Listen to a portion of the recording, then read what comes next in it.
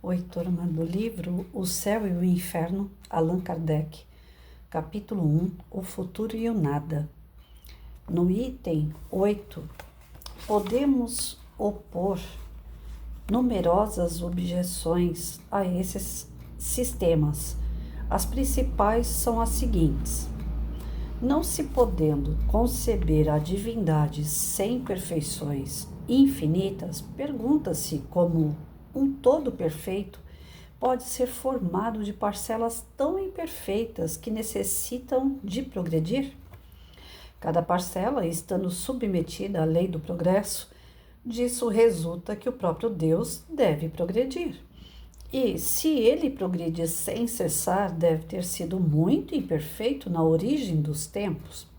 Como um ser imperfeito, formado de vontades e ideias tão divergentes, pode conceber as leis harmoniosas tão admiráveis de unidade, de sabedoria e de previdência que regem o universo? Se todas as almas são parcelas da divindade, todas concorrem para a criação das leis da natureza. Como se explica, elas mesmas protestem continuamente contra essas leis, que são a sua própria obra. Uma teoria só pode ser aceita como verdadeira sob a condição de satisfazer a razão e explicar todos os fenômenos que abrange. Se um só fato puder desmenti-la, é que ela não possui a verdade absoluta. Então ele reforça aqui nesse item essa questão com respeito, lógico, a todas as religiões e crenças, mas para algumas crenças de que são formados dentro de uma divindade, são formadas vários seres imperfeitos que estão buscando a sua perfeição e que eles, à medida que desencarnam, voltam para esse todo, essa divindade ao modo de vista deles é perfeita. E aí, como é que pode os seres imperfeitos que buscam a sua perfeição retomar essa divindade perfeita e não fazer com que ela se torne imperfeita no meio dessa mistura de imperfeições, regendo, né, sistemas, regendo situações para que possa desenvolver esses mesmos seres, ou seja, seres imperfeitos, quando voltam para a divindade, se tornam perfeitos e aí eles criam situações de voltar à vida encarnado, manifestando imperfeições. Olha só, é um ciclo vicioso. Encarna, você é imperfeito. Desencarna, você se torna o todo que é perfeito. Aí esse perfeito cria situações para você evoluir. Então, fica um pouco sem explicação, né?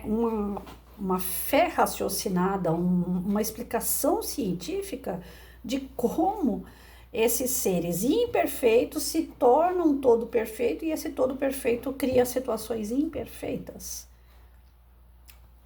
Não tem uma explicação que seja convincente. É uma explicação não tão óbvia. Então, eles precisam de mais esclarecimento a respeito disso. Ao passo que a doutrina espírita ela diz o seguinte: existe um ser superior que está fora do nosso contexto. Nós somos criações dele. E por ser criação dele, nós não voltamos para ele, né? É como se um filho voltasse para o ventre da mãe. Não acontece isso. Nós fomos criados e somos independentes, seres independentes que se desenvolvem independentemente, uns mais rápidos, outros menos rápido, cada um passando por situações que são criadas pela divindade, que é perfeita para nossa perfeição. Então, fazendo um paralelo entre a doutrina espírita e uma doutrina panteísta ou próxima do panteísmo, que acredita nesse todo, que você volta para o todo, a situação de você acreditar num desenvolvimento individual, ela é mais coerente do que você ser individual, ter os seus perrengues, ter os seus atrasos, os seus avanços individuais, porém você volta para um todo perfeito e esse todo perfeito cria situações imperfeitas. Se ele é perfeito, a situação não é imperfeita. Imperfeito é a individualidade, é cada um. E sendo individual, você não está atrelado, por exemplo, um cara que mora no Brasil não está atrelado ao cara que mora no Japão. Pode até ser seres de grupos de espíritos semelhantes, afins, devido à sua evolução espiritual, mas não fazem parte de um mesmo oceano, gotículas que se formam ao mesmo oceano. Não é dessa forma que a gente consegue enxergar.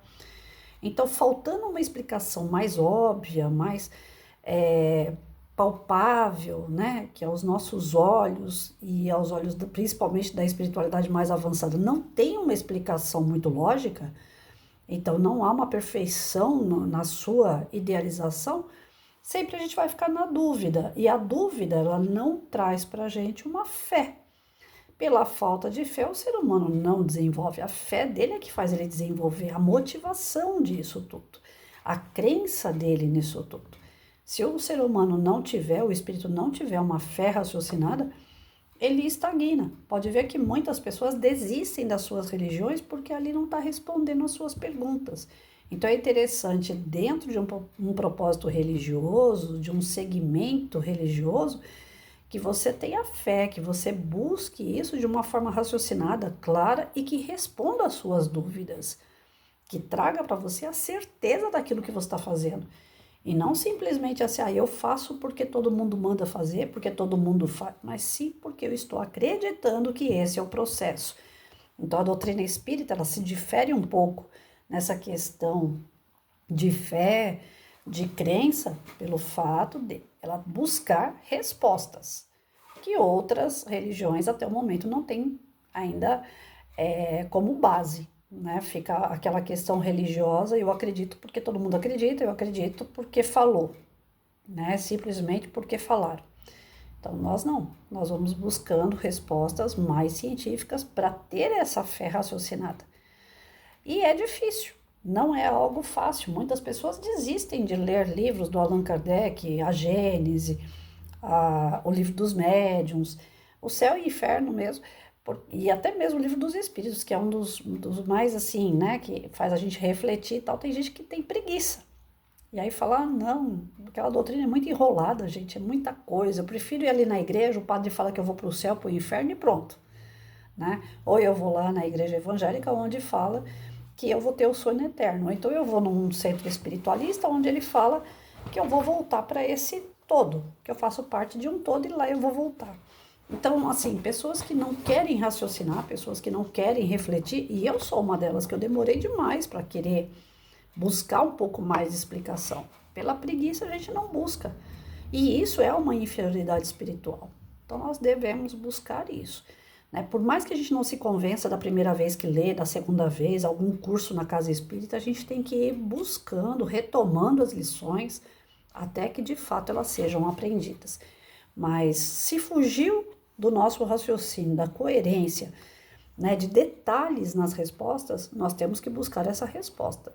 Né? Seja nessa encarnação, seja em outra, a gente vai buscando, até que isso se firme enquanto avanço espiritual.